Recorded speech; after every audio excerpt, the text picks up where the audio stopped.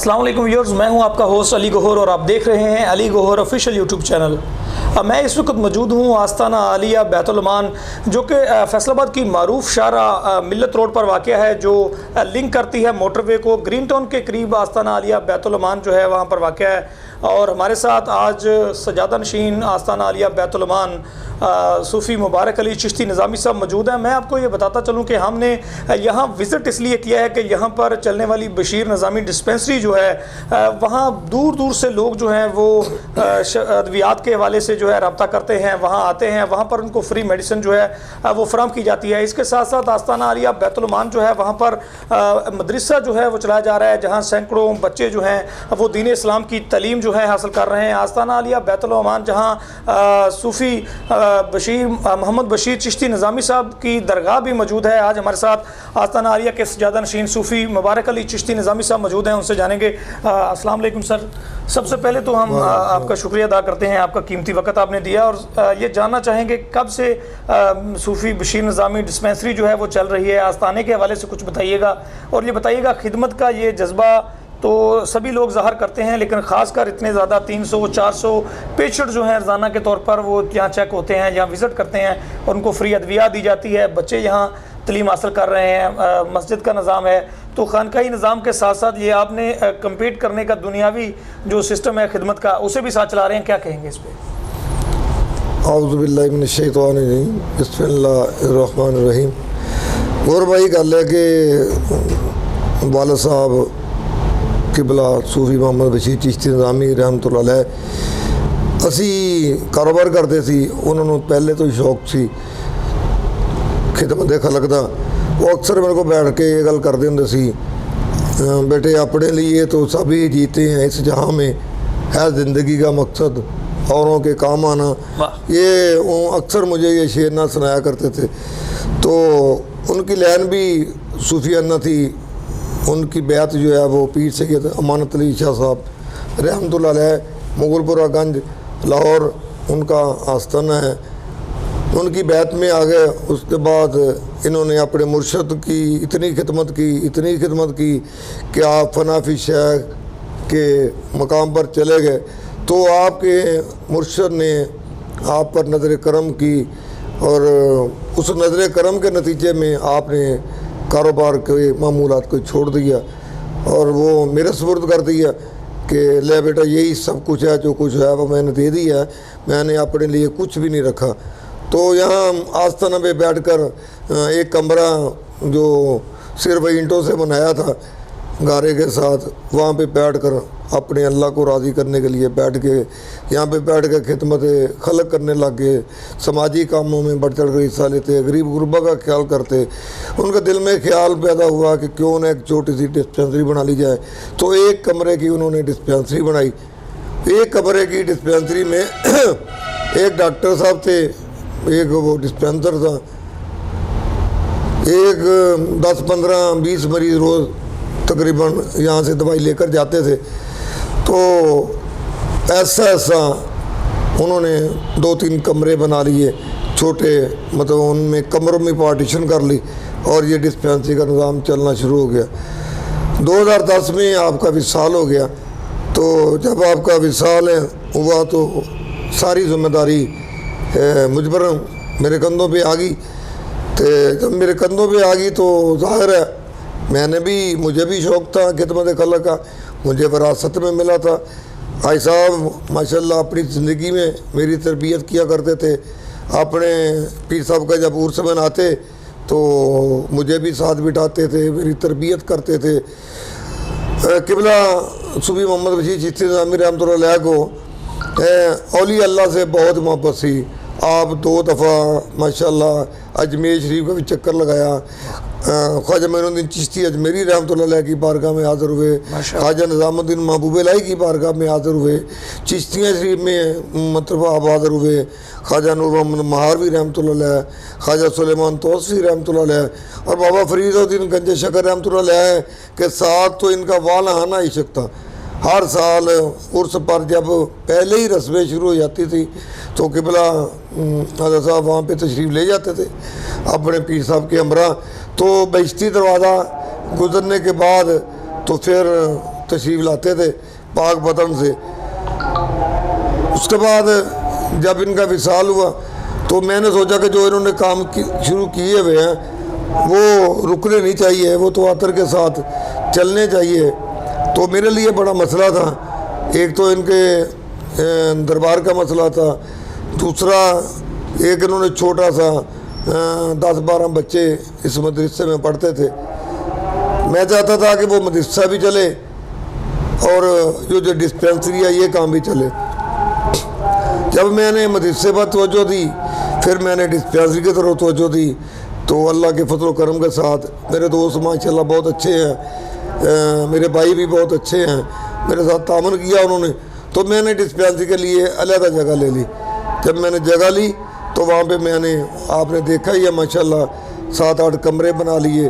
तो मैंने चाहा कि अताई डॉक्टर रखने के बजाय क्यों ना MBBS डॉक्टर का इंतखाब किया जाए। तो मैंने अजीज़ फातिमा अस्पताल से MBBS डॉक्टर का इंतखाब किया, जिनका नाम है डॉक्टर मोहम्मद हनीफ साहब। माशाल्लाह दरवेश सिफ्त आदमी, आपने देखा ही है, बारिश हैं, खिदमत खलक का उनके में भी जज्बा है। तो उनके तामन के साथ डिस्पेंसरी की तरफ मैंने खुसूसी तवज्जो दी और आज अल्हम्दुलिल्लाह डिस्पेंसरी पे 250, 200, 215 इतने मरीज़ बिला नागा जो है ना वो यहाँ से दवाई ले रहे हैं। और अल्हम्दुलिल्लाह यहाँ से दूर दूर से आते हैं, खुर्डे वाला से आते हैं, टोबे से आते हैं, समुद्री से आते हैं, आगे हमारे जो की तरफ से, हाँ जी, बरनाला, हाँ बरनाला की तरफ से, खिचियाँ की तरफ से, नज़दीक के जो लोग हैं उनको माशाल्लाह काफ़ी फ़ायदा पहुँच रहा है। मगर हमें तो ये शौक़ जो है वो है। मगर मैं एक बात ज़रूर आपसे गौर भाई कहूँगा कि मुझे गिला है, मुझे शिकायत है हाज़िर वक्त गवर्नमेंट से कि दवाइयाँ इन्होंने इतनी महंगी कर दी हैं। आपको पता है कि जो दवाई हम 90 रुपये में लेते थे वो इस वक्त 390 रुपये में ले रहे हैं। फिर इसके बाद जब ये डिस्पेंसरी चल रही थी तो डॉक्टर साहब ने मेरे साथ मशवरा किया कि भाई साहब यहाँ पे शुगर पेशेंट बहुत आते हैं, हार्ट का मसला है, ब्लड प्रेशर का मसला है। तो मैंने कहा कोई बात नहीं, आप ये दवाई भी ले लें। तो जब से हमने ये सारी दवाई लेनी शुरू कर ली, ड्रिप भी लगानी शुरू कर दी, तो हमारा ख़र्चा बहुत ऊपर चला गया, जो मेरे लिए ज़ाहिर मुश्किलात का बस बना। तो फिर मेरे दोस्तों ने मेरे साथ तावन किया, उन्होंने कहा सब कोई बात नहीं, आप इस काम को जारी और सारी रखें, हम आपके साथ खड़े हैं। तो 10 साल भी सन 2010 में वाला साहब का इंतकाल हुआ। आज माशाल्लाह 2020 सन जा रहा है, 10 साल हो गए हैं डिस्पेंसरी के निज़ाम को चलाते हुए। अल्लाह के फजल करम से जो भी दिन आता है वो डिस्पेंसरी के लिए, लोगों के लिए फ़ायदेमंद होता है। और लोग बाहर जाकर खुद ही तारीफ़ें करते हैं, यार यही दवाई हम बाहर से लेते हैं तो हमें फ़ायदा नहीं होता, इधर हम 30 रुपये की पर्ची पर दवाई लेते हैं, 2 दिन के बाद हमें आराम आ जाता है, हम तंदुरुस्त हो जाते हैं। तो मैं समझता हूँ इन दवाइयों में, इन गोलियों में, इन टीकों में असर नहीं है। असल में असर है तो जो बाबा साहब ने जो इसका संग बुनियाद रखा था, अलहाज सूफ़ी सूफ़ी मोहम्मद बशीर चिश्ती निज़ामी रहमतुल्लाह अलैह ने, तो ज़ाहिर है जब उन्होंने बुनियाद रखी होगी तो अपने अल्लाह से दुआ भी की होगी कि अल्लाह तू ही शफा देने वाला, जो भी मरीज़ आए अल्लाह तो उसको शफा दे। और मैं समझता हूँ ये इनका फैज़ है, वरना दवाइयाँ तो वही हैं जो आम बाज़ारों में मिलती हैं। सब ये फरमाइएगा, बहुत मुश्किल होता है, आप देखें कि अद्वियात जो हैं वो कितनी ज़्यादा महंगी हो गई हैं और आम आदमी जो है उसके लिए बहुत मुश्किल है स्पेशलिस्ट डॉक्टर्स को चेक करवाना, प्राइवेट हॉस्पिटल में जो है वहाँ जाना और वहाँ से अद्वियात लेना या वहाँ चेकअप करवाना। तो इतने ज़्यादा जो एक्सपेंडिचर्स हैं, इतना ज़्यादा जो अखराजात होते हैं, तो ये कहाँ से बर्दाश्त करते हैं, कैसे ये सब निज़ाम चलता है? और क्या कुछ ख़ास दोस्त हैं, कुछ नाम लेना चाहेंगे कुछ दोस्तों के जो इस खिदमत खलक में जो है हिस्सा डाल रहे हैं और लोगों की फलाह बहबूद के लिए इकदाम कर रहे हैं? नहीं, वो असल में ना, मैंने फिर जो मेरा डॉक्टर है ना, डॉक्टर मोहम्मद अली साहब, मैंने उनसे साथ मीटिंग की तो मैंने कहा भी इतना निज़ाम कैसे चलेगा? तो उन्होंने कहा पीर साहब आप ऐसा करें 30 रुपये की पर्ची है वो 30 रुपये की पर्ची ले ले, और जो ड्रिप हम लगा रहे हैं उसका रेट हम मरीज़ से 200 रुपये लेते हैं। अगर कोई बहुत ज़्यादा गरीब आदमी है वो बिल्कुल ही नहीं दे सकता। बाद मरीज मेरे पास गौर भाई ऐसे भी आते हैं कि जिनके पास 30 रुपये भी नहीं होते, मैं उनको 30 रुपये अपनी जेब से देता हूँ कि मैं अपना वो जो ला है ना डिस्पेंसरी का वो नहीं ख़त्म करूँगा, ये ले ले 30 रुपये और जाकर अपनी पर्ची लेकर दवाई ले ले। तो हमने कुछ बोझ मरीज़ों पे भी डाल दिया है, यानी शुगर टेस्ट करते हैं तो हम उसके 30 रुपये लेते हैं, ये हम मरीज़ से लेते हैं। अगर अब ट्रिपल हुई है तो उसमें हमने नो लॉस नो प्रॉफिट के हिसाब से सिर्फ 200 रुपये, पहले हम 150 रुपये लेते थे, इस वक्त हम 200 रुपये ले रहे हैं। 200 रुपये ट्रिप का ले रहे हैं, 30 रुपये फ़ी पर्ची ले रहे हैं। अगर आप 200 मरीज़ भी आप बिला नागा औसत आप ले लें तो मेरे ख्याल में तकरीबन दवाइयों के नहीं तो कम से कम दवाइयों के तकरीबन खर्चे पूरे हो ही जाते हैं। तो जो सैलरी है ना जो डॉक्टर साहब की है या दूसरे डिस्पेंसर हैं तो वो हम जेब से अदा कर देते हैं, इसलिए हमें ना कोई मुश्किल नहीं है।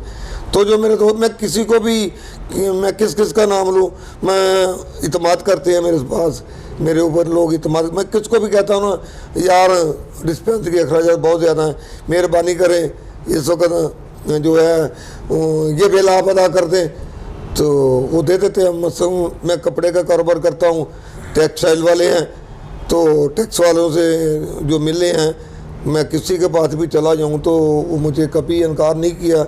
हाँ जी, मसलन बाऊजी डैंग है शाह साहब ने, इस वक्त वो फैसलाबाद के बादशाह के चेयरमैन हैं, हाँ जी PTI में हैं। उसके बाद मियाँ जहाज साहब हैं,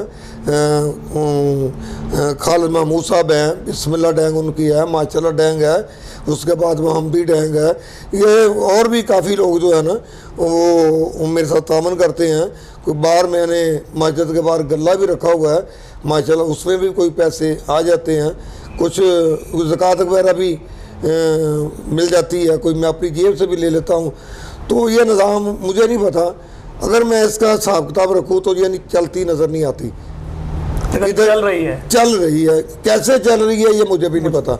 आज तक मुझे 10 साल हो गए हैं, मैं खुद भी जब मैं कभी इसका हिसाब करना शुरू करता हूँ, ऑडिट करता हूँ तो मुझे नुकसान नज़र आता है, मगर जब मैं गिनती नहीं करता, इस जेब में आते हैं इस जेब से निकल जाते हैं, तो मेरा काम चल रहा है, ये अल्लाह ही चला रहा है। ये भी फरमाइएगा, आस्ताना आलिया बैतुल अमान में मदरसा भी चल रहा है जिसमें सैकड़ों बच्चे जो हैं दीन इस्लाम की तालीम हासिल कर रहे हैं, और वहाँ भी उसातिज़ा हैं, बच्चों के अखराजात हैं, ये भी मामलात हैं, तो काफ़ी ज़्यादा मुश्किल है। क्या आप चाहते हैं कि इस मदरसे को मज़ीद आगे लेकर जाएंगे हिफ्ज़ की तरफ, क्लासेस की तरफ? मैंने ना पिछले 2 महीने पहले मैंने दरस निज़ामी यहाँ पर शुरू किया था, मुफ्ती सलीम साहब हैं मेरे दोस्त हैं, उन्होंने तावन किया तो वो हमने इफ्तिताह किया, मगर वो चल नहीं सका क्योंकि हमारे पास तालिब इल्म नहीं है।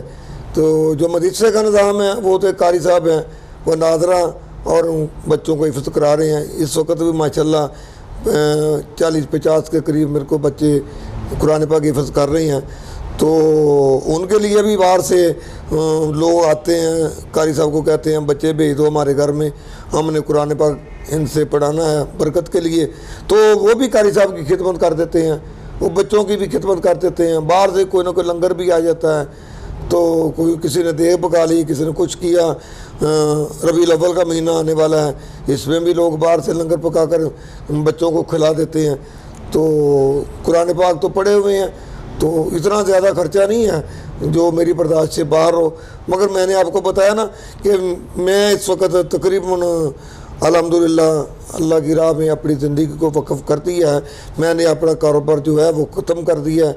मैंने जो कुछ भी था मैंने अपने बेटों को दे दिया, अपने बेटियों को दे दिया, अब मैं बिल्कुल फ़ारग हूँ। और भाई आप हैरान हो गए, इस वक्त तो मेरे ऊपर ज़कात भी नहीं लगती, मेरे पास इतना सरमाया ही नहीं है।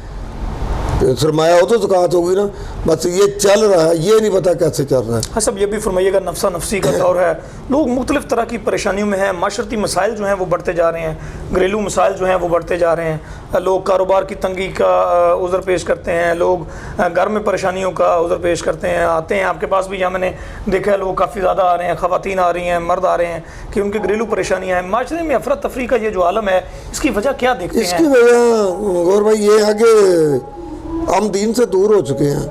आपकी उम्र जो बचपन में गुजरी है, आप देखते होंगे जब घर में हम खाना खाते थे ना, तो खाना पक जाता था तो सारा घर के जितने फ़र्द होते थे वो एक जगह पर बैठकर खाना खाते थे। दस्तरखान लग जाता था, सारे बीवी बच्चे बेटे बेटियां सब बैठकर खाना खाते थे। तो उस लंगर में, उस दस्तरखान में बरकत होती थी जी। आज वो बरकत जो है ना वो ख़त्म हो गई है।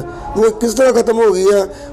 बाप आता है, वो अपना रोटी डाली, अपने कमरे में चला गया, बहू अपने कमरे में चलेगी, बेटा अपने कमरे में चला गया, अपने अपने हाथों में रोटी के टुकड़े पकड़े हुए हैं। कोई उस कमरे में खा रहा है, कुछ उस कमरे में खा रहा है, कुछ उस कमरे में खा रहा है। एक तो ये वजह है कि इत्तेफाक ख़त्म हो गया। जो दस्तरखान पे हमारी नज़दीकी थी ना, वो ख़त्म हो गई। ऐसा हम दूर हो गए। हमारा माशरा जब दूर हो गया है दस्तरखान की शक्ल में, मैं मादत चाहता हूँ, मेरा गला ज़रा ख़राब है। जी जी। हाँ जी।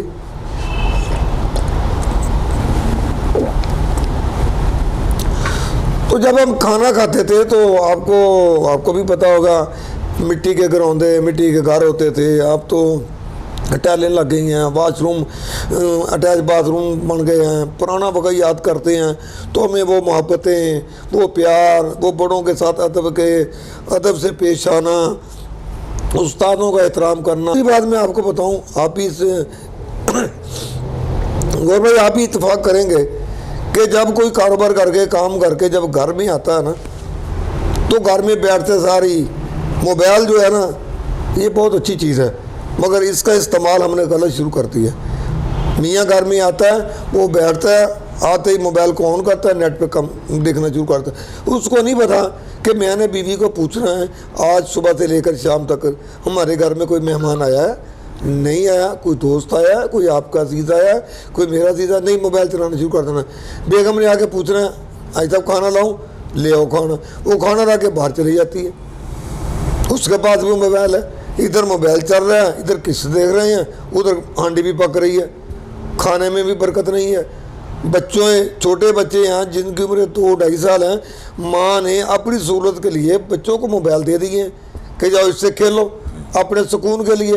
पहले माँ उठाती थी बच्चे को, सीने से लगाती थी, उसको प्यार करती थी, उसको पता था ये मेरी मामा है, ये मेरी दादो है। दादो जो है ना वो कहानियाँ सुनाती थी, नानी जान कहानियाँ सुनाती थी, तो गोदी में बैठकर बच्चे वो कहानियाँ सुन के लोरी लेकर बच्चे सो जाते थे। अगर कुछ नहीं तो कम से कम आप देखें कि जब दादी अम्मा या वालदा अपने बच्चों को चुप कराती थी तो ये कहती थी अल्लाहू अल्लाहू अल्लाहू अल्लाह अल्लाह अल्लाह कि देखो वो तो बच्चे को चला रही है, मगर उधर अल्लाह की ज़ात को देखो ना, वो उसके अल्लाह अल्लाह को कबूल कर रहा है, वो उसके अल्लाह को कबूल कर रहे हैं। आज ऐसा नहीं है, आज तो मोबाइल दे देते, ये लो दिए लो तो गेम खेलो, जाओ जाके अलग करो। अगर मियाँ खाना खाता है, लेट आता है, तो बीवी उसको बोलती अभी ठहरे 2 मिनट, भाई क्या बात है, मुझे भूख लगी है, सुबह का गया हूँ। वो कहती है आज हम टीवी पे ना आखिरी किस्त ड्रामे की चल रही है, मुझे देख लेने दो। अब तो मेरा ख्याल नेट वालों ने और आसानी पैदा कर दी है कि नेट पे कोई ड्रामा चलता है, आप 2-3 घंटे में पूरी की पूरी नेट में देख सकते हैं, और नेट देख सकते हैं। इससे चलो मर्दों को खाना तो मिलना शुरू हो गया, ये बात है ना, चलो खाना तो मिलना लग गया ना, मगर ये है कि दूरियां बढ़ रही हैं, दूरियां इतनी बढ़ रही हैं कि अदब ख़त्म हो चुका है, छोटों के साथ प्यार शफकत ख़त्म हो चुका है। इस नफ्सा नफ्सी के आलम में सगा भाई को ज़मीन पर, पैसे पर उसको कत्ल कर रहा है, कारोबार में कत्ल कर रहा है। हमारे बुजुर्ग कहते थे जान ज़ारते ज़मीन, ये तीनों जो है ना ये आदमी के दुश्मन हैं, ये लड़ाई की जड़ें हैं। हम उस वक्त ये बातें नहीं समझते थे, आज हमें पता चल रहा है कि वाकई जब लड़ाई होती है औरत की वजह से होती है, लड़ाई होती है ज़मीन की वजह से होती है, लड़ाई होती है मतलब कि जो आप देख रहे हैं सारा कुछ, सारा दिन आप फिरते हैं, झगड़ते हैं, देखते हैं। अब माहौल इतना गंदा हो गया, अब आप इज्जत नफ्स कहते हैं, मैं कहता हूँ कि आज हमारी इज्जत आबरू महफूज नहीं है, हमारी बच्चियों की इज्जत आबरू महफूज नहीं है। 3 साल की बच्ची, 6 साल की बच्ची रेप का ज़माना आ गया।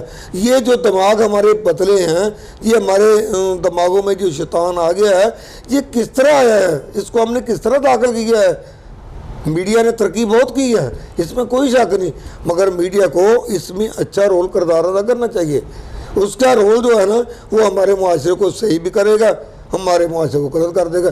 मैं उन मीडिया वालों से भी बात कहूँगा अफसोस के साथ, जो गंदे ड्रामे पेश करते हैं या जो ऐसे जो मुजरे दिखाते हैं। एक आदमी मजदूरी करता है, बच्चा मजदूरी करता है, उसके कानों में देखें वो हैंड फ्री लगी हुई है, बस मोबाइल जेब में है, वो ड्रामा देख रहा है या गंदे गाने सुन रहा है। मीडिया को भी चाहिए कि ऐसे ऐसे ड्रामे पेश करें जो हमारी विरासत, जो हमारा ख़ानदानी विरसा है, उसके बारे में हमारे बच्चों को बताना चाहिए। ये नहीं है कि मर्दों को कहा गया है कि अपनी आंखें नीचे रखें, औरतों को भी हुक्म है। आस्ताना आलिया बैतुल मान पर हम मौजूद हैं। हमारे चैनल को लाइक और सब्सक्राइब करना बिल्कुल नहीं भूलिएगा, ताकि जो ताज़ा तरीन न्यूज़ अपडेट्स हैं वो आपको मिलती रहें। सवालों जवाब का सिलसिला जो है वो जारी रहेगा। बड़ी मुश्किल से आप समझते हैं एक वक्त मिला है, और उस वक्त को हम आप तक वो बातें पहुंचाना चाहते हैं, वो मैसेज पहुंचाना चाहते हैं, शायद कि उतर जाए तेरे दिल में मेरी बात। ये फरमाइएगा, इस वक्त अफरा तफरी के दौर में एक नया जो प्रोपोगंडा है वो मजहबी फ़िरका वारियत का है, शोला बयानी है उलमा इकराम की। तो उलमा इकराम को भी कोई मैसेज देंगे कि वो भी इत्तेहाद को यकीनी बनाने के हवाले से, मुल्क में क़याम अमन के हवाले से ज़रा शोला बयानी से काम कम लें और हक़ाइक़ को बयान करें? हाँ, मैं तमाम मसलक के जो लोग हैं, मसालक के लोग हैं, उलमा इकराम हैं, मैं सबका अदब एहतराम करता हूँ, और मैं इनको मादर के साथ ये मैसेज देना चाहता हूँ कि प्लीज़ किसी के मसले को ना छेड़ें, अपने मसले की बात करें। ज़ाहिर है, जब आप किसी के बारे में, मुझे वो बात याद आ गई अल्हम्दुलिल्लाह कि नबी पाक सल्लल्लाहु अलैहि वसल्लम ने इरशाद फरमाया सहाबा इकराम को कि आप इनके काफरों के खुदा को, झूठे खुदाओं को बुरा ना कहें, झूठे खुदाओं को बुरा ना कहें, ये तुम्हारे सच्चे खुदा को गाली देंगे। यानी सरकार ने बता दिया कि इनके जो खुदा हैं मैं झूठे हैं, ये भी बता दिया सरकार ने, और ये भी बता दिया कि तुम्हारा खुदा सच्चा है।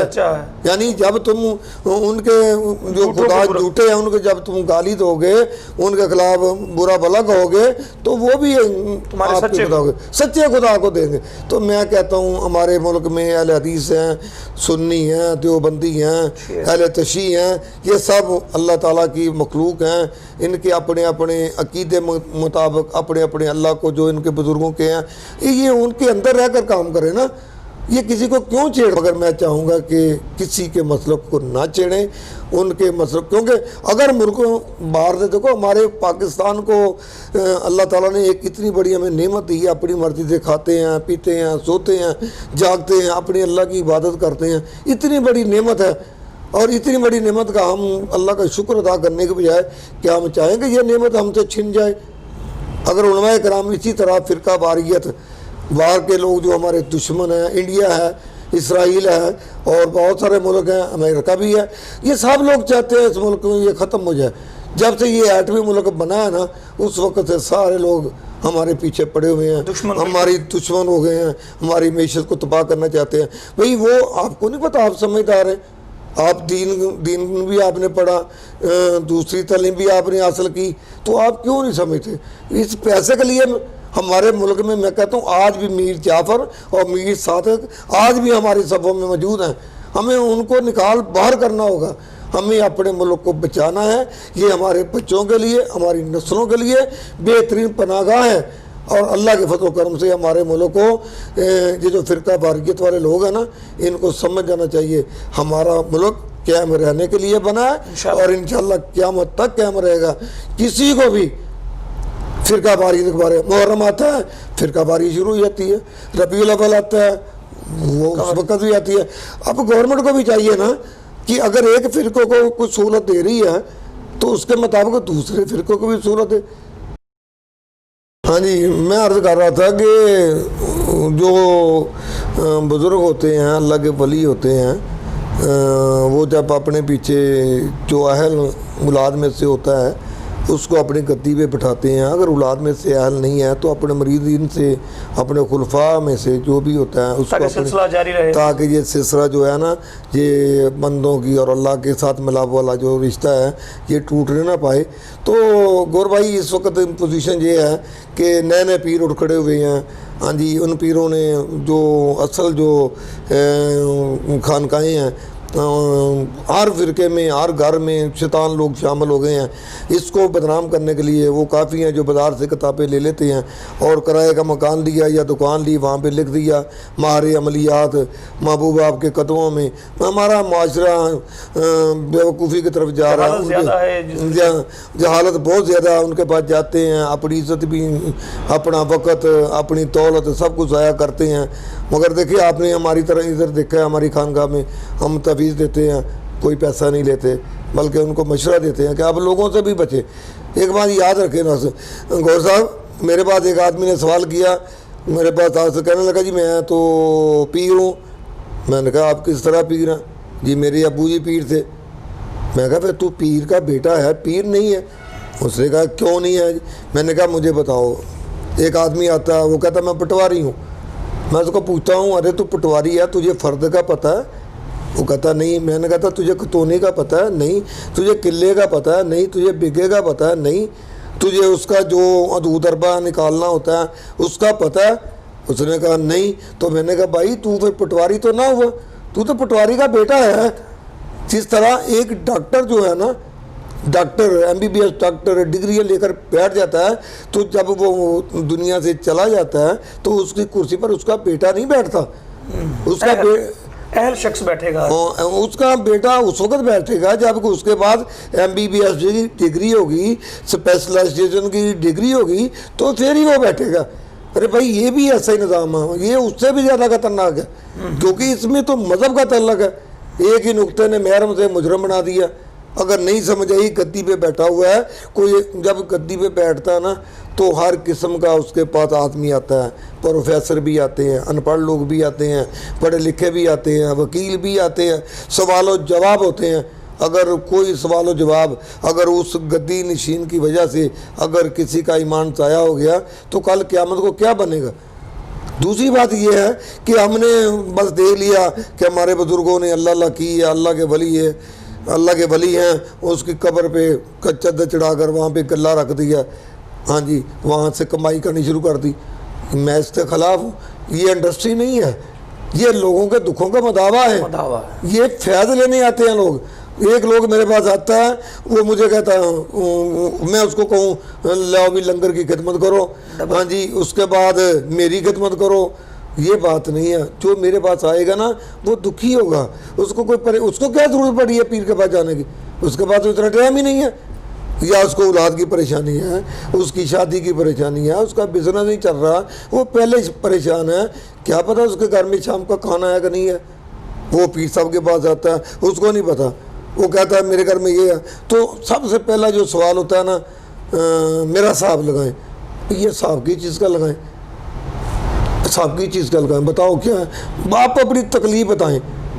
हमारे पास जो कुछ बुज़ुर्गों ने दिया हुआ जो फैज़ है हम आपके में तकसीम करेंगे। मेरी अल्लाह ने चाहा तो आपको आराम आ जाएगा। साहब का क्या, साहब क्या चीज़ है? वो जो पीर अपना साहब नहीं लगा सकता वो तेरा क्या लगाएगा?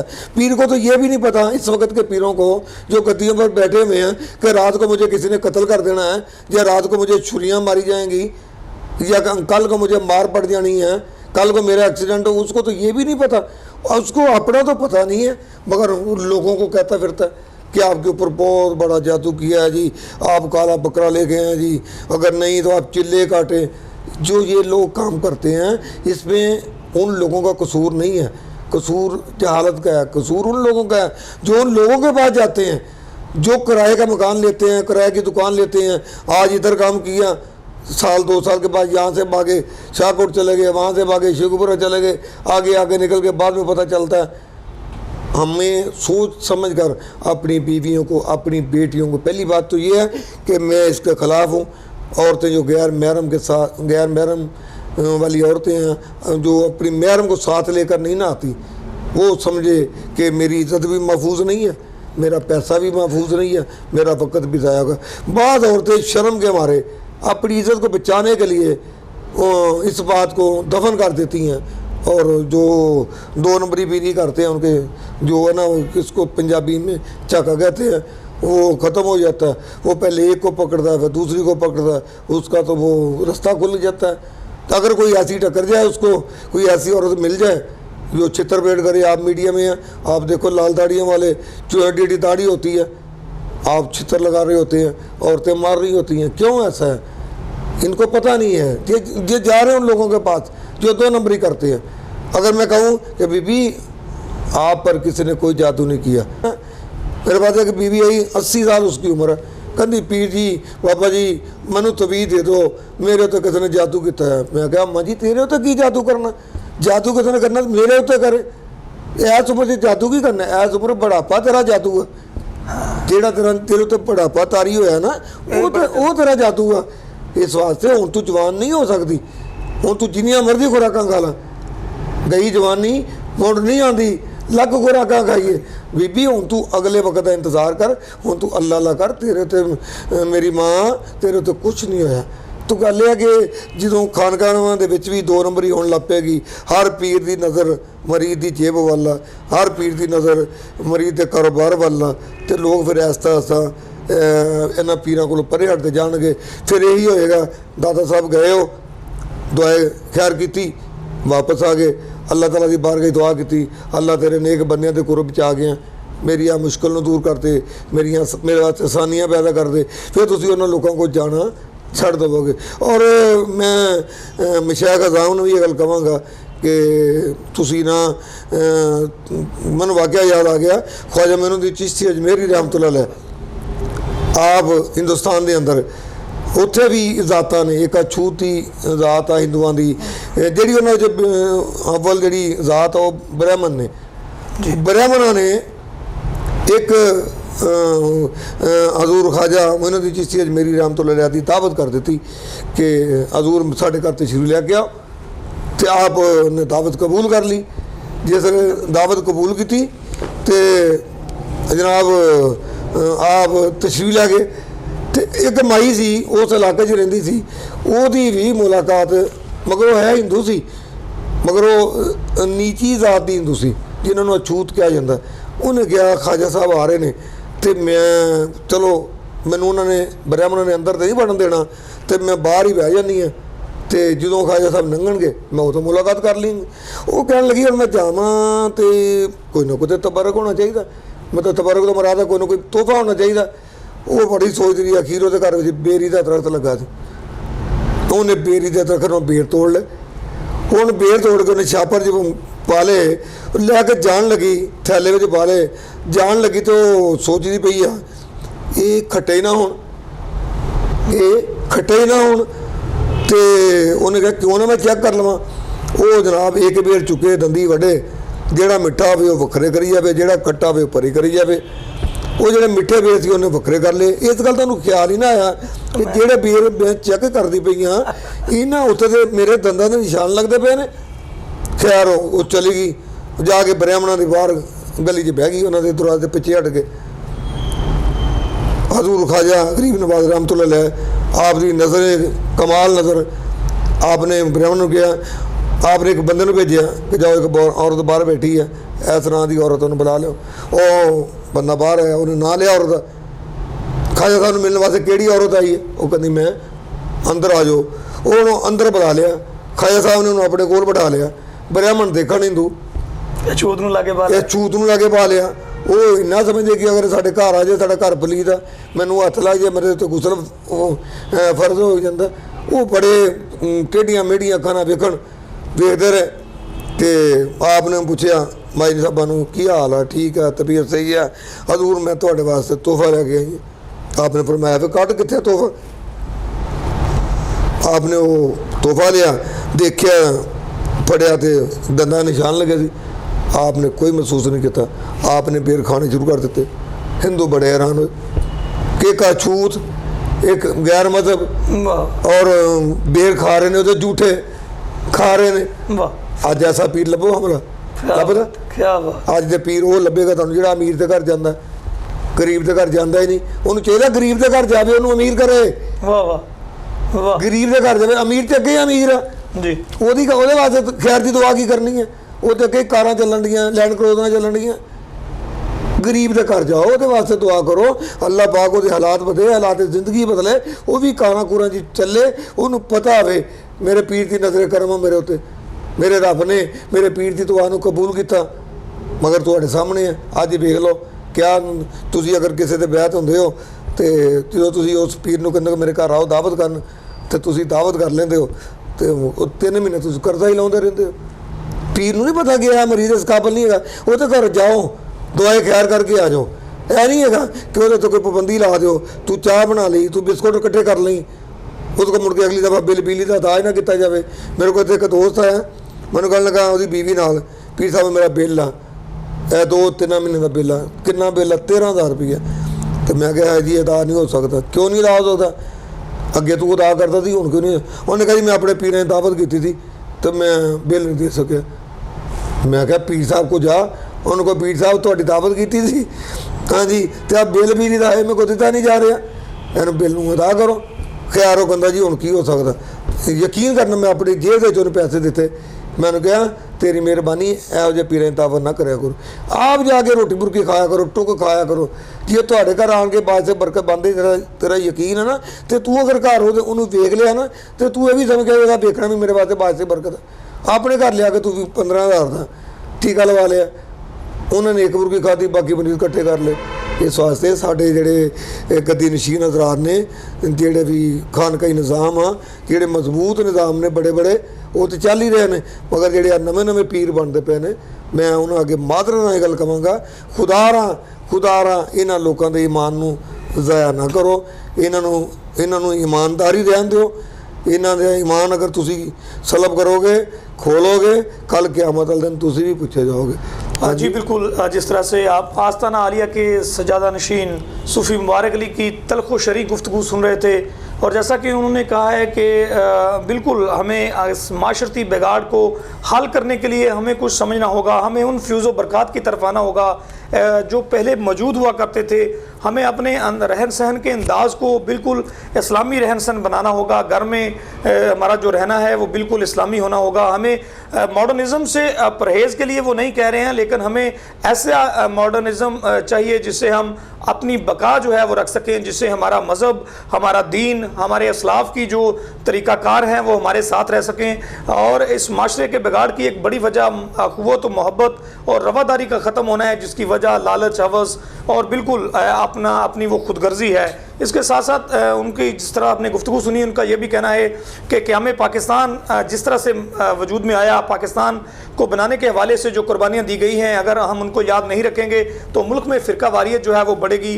हमें किसी के जो दीगर के उनका जो तरीक़ाकार है, जो अकायद हैं, उन पर हर्फ उठाने की बजाय हमें अपने अकीदे को बयान करना चाहिए और हमें मुल्क में अमन अमान की फ़ज़ा को कायम रखना चाहिए। जिस तरह से हमने ग़ुलामी से निजात हासिल की है, हमें आज़ाद रहना है, हमें इस पाकिस्तान को आज़ाद रखना है, और बिल्कुल इस पाकिस्तान के तहफ़्फ़ुज़ और हिफाजत के लिए हमें अपना किरदार इस सूरत में अदा करना है कि हमें तफरीक पैदा नहीं करनी, बल्कि हमें मोहब्बत पैदा करनी है, हमें आपस में रवादारी पैदा करनी है। और सबसे आज का अहम सवाल जो था वो ये था कि लोग खानकाही निज़ाम से दूर क्यों हो रहे हैं। तो आपने उनकी गुफ्तगू सुनी, बिल्कुल हमें जहालत के उस दायरा कार से निकल कर हमें आज समझ लेना चाहिए कि दरगाह जो है वो फ्यूज़ व बरक़ात के लिए है।